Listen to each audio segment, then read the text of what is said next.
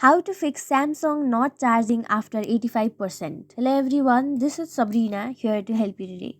So without any further ado, let's get right into the video. So this problem occurs because you have turned on protect battery feature on your Samsung device.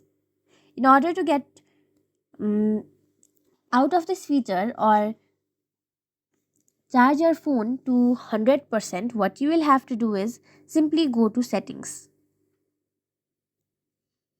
After that, go to battery and device care.